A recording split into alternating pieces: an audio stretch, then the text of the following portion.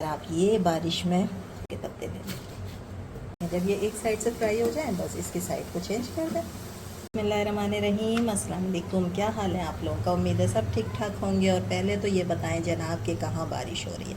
वैसे तो सब जगह पूरे पाकिस्तान में ही बारिश हो रही है, हमारी तरफ भी शुरू हो गई है। तो बारिश हो और फिर पकोड़े ना हो तो ऐसा तो हो नहीं सकता।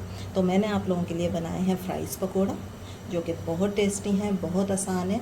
और ये वो पकोड़े हैं जिसमें पानी का बिल्कुल भी इस्तेमाल नहीं हुआ है, ठीक है। इसमें हमने पानी नहीं डाला है, लेकिन ये आपके सामने हैं।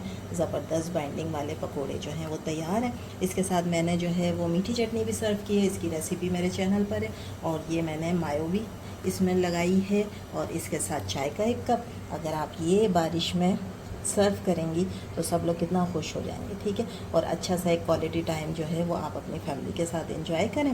ज़बरदस्त सी रेसिपी और झटपट तैयार हो जाती है। गर्मा गर्म हमने बनाए हैं और अब ये मैं सर्व कर रही हूँ, लेकर जा रही हूँ अपने अब्बू के पास, उनको दूँगी।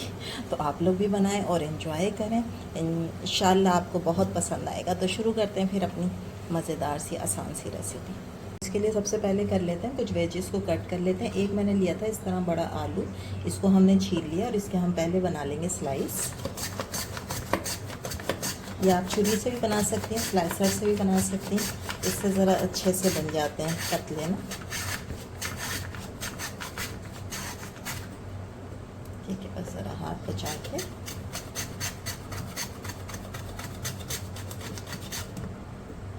ठीक है।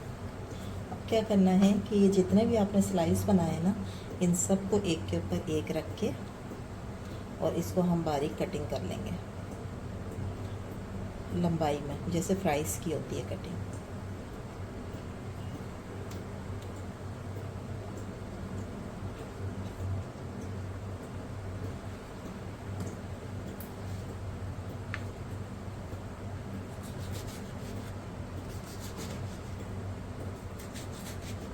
ठीक है, पतले तो ये हैं ही, बस हमने इसको ज़रा लंबाई में, और इस तरह आपका काम भी आसान हो जाएगा। एक साथ ना बहुत सारे आप कट कर लेंगे। और ये जो छोटे छोटे से बचे हुए इनको भी हम इस तरीके से कर लेंगे।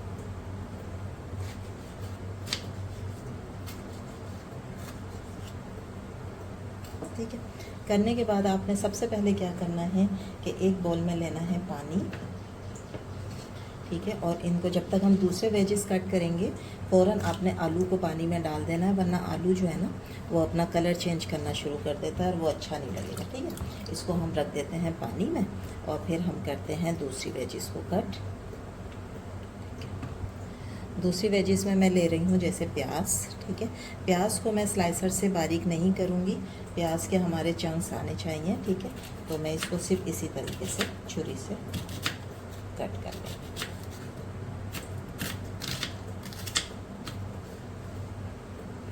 एक बड़ा प्याज लिया है मैंने,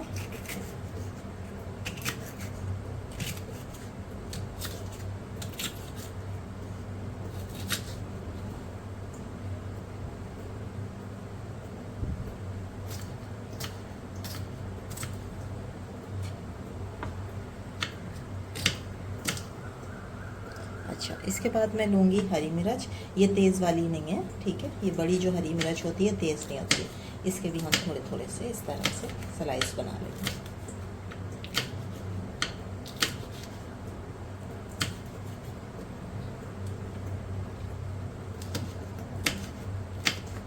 दो हरी मिर्चें ली है मैंने, एक बड़ा प्याज लिया है और एक आलू लिया है, ठीक है। ये सब कट हो गया। जैसे हम धनिया के पत्ते ले लेंगे।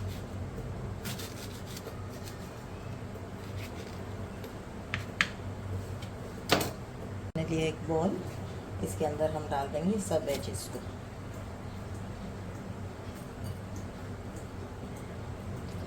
जो आलू हमने रखे हुए थे भीगे हुए, ठीक है, वो भी रख देंगे इसमें।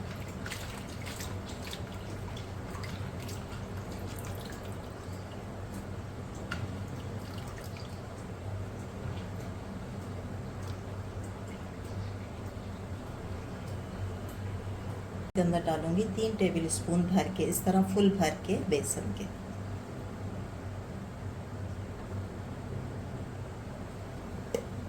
इसमें हम डालेंगे ड्राई मसाले। इसके अंदर मैं डालूंगी 1 टीस्पून है ज़ीरा, साबुत ज़ीरा, 1 टीस्पून है ये कुटी हुई लाल मिर्च और 1 टीस्पून है साबुत धनिया। ज़रूर डालिएगा, थोड़ा सा मैंने इसको कुचल लिया था, ठीक है। इसकी बहुत अच्छी खुशबू आती है। और तकरीबन आधी टीस्पून के बराबर मैं डालूँगी नमक, ठीक है।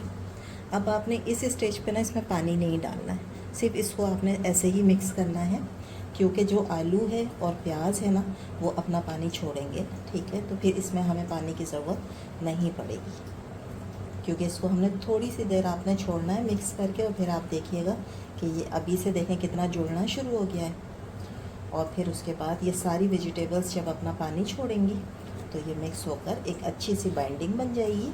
आपको इसमें पानी नहीं डालना है। अगर आपको बहुत ड्राई लग रहा है, जैसे आपसे बेसन ज़्यादा हो गया है और आपको ड्राई लग रहा है, तो बिल्कुल जो एक छींटा होता है ना पानी का, जैसे कि 1 टेबल स्पून पानी, ठीक है, तो वो आप डाल सकती हैं। ये देखें, अभी से ये देखें मेरे हाथों में कैसे चिपक रहा है, क्योंकि वेजिटेबल्स में पानी है।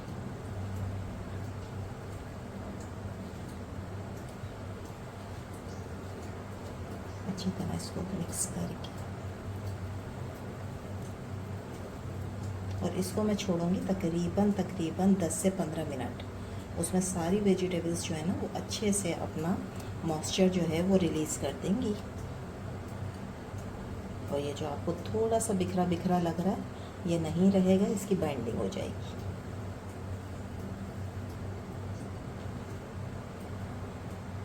अच्छा जी, देखें इसको तकरीबन हो गए हैं 5 से 7 मिनट, ठीक है।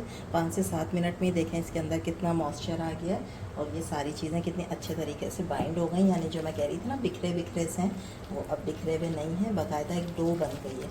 उसकी वजह यही होती है कि जो वेजिटेबल्स में होता है ना पानी, ठीक है, वो सारा जो है बेसन को कवर कर लेता है। ये हो गया तैयार। अब हम करते हैं ऑयल को गरम, और गरम करके फिर हम बनाते हैं मज़ेदार गर्मा गर्म से अपने स्पाइसी से ज़बरदस्त से फ्राइज़ पकौड़ा। और चाय मैंने बनने के लिए रख दी है। पहले मैंने तेज़ आंच पे इसको गरम किया, उसके बाद मैंने इसकी आंच कर दी है मीडियम आंच पे हम इसको बनाएंगे, ताकि ये क्रिस्पी बने और ये ना हो कि ऊपर से कलर आ जाए और अंदर से ये नरम से ही रहें, क्रिस्पी ना हो, ठीक है। तो हमने इसको क्रिस्पी करना है। अब आपने क्या करना है, इसको आराम से इस तरह से जोड़ते जाएं, ठीक है। और फिर इस ऑयल में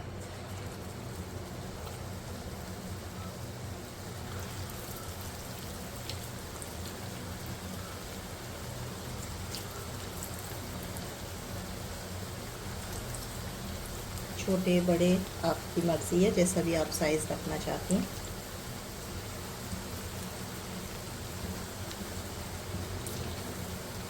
बग़ैर पानी के ये बने हैं पकोड़े, आपके सामने देख लें, इसमें हमने पानी यूज़ नहीं किया। और कितनी अच्छी इसकी बाइंडिंग हुई है, बिल्कुल भी बिखर नहीं रहे, ठीक है। आपने इसी तरह बनाने हैं, बहुत ज़्यादा टेस्टी बनेंगे। अगर आप पानी डाल देंगे ना तो वो बहुत लिक्विडी सा हो जाएगा। जब ये एक साइड से फ्राई हो जाए, बस इसकी साइड को चेंज कर दें और उलट पुलट करके इसको एक अच्छा प्यारा सा गोल्डन कलर दे दें। और उसके बाद हम दूसरे फ्राई कर लेंगे, इन्हें निकाल लेंगे। इस तरीके से हम सब फ्राई कर लेंगे अपने फ्राइज़ पकौड़ा को। और ये बच्चे भी बहुत शौक़ से खाएंगे, क्योंकि इसके अंदर आलू है ना, और आलू बच्चों को बहुत पसंद होता है, बड़े बच्चे सबकी पसंद है ये। और बारिश हो रही है और आप ये गर्मा गर्म रखें चाय के साथ, तो जिसको नहीं भी पसंद होंगे वो भी ज़रूर खाएगा। जनाब, ये हो गए सब फ्राई हमारे पकोड़े, इनको मैं करती हूँ डिश आउट। ये थी हमारी आज की रेसिपी। उम्मीद है आप लोगों को अच्छी लगी होगी। जल्दी से बना लें, एंजॉय करें फैमिली के साथ, अच्छा टाइम एंजॉय करें, चाय का टाइम एंजॉय करें। मिलते हैं कल फिर नई रेसिपी के साथ।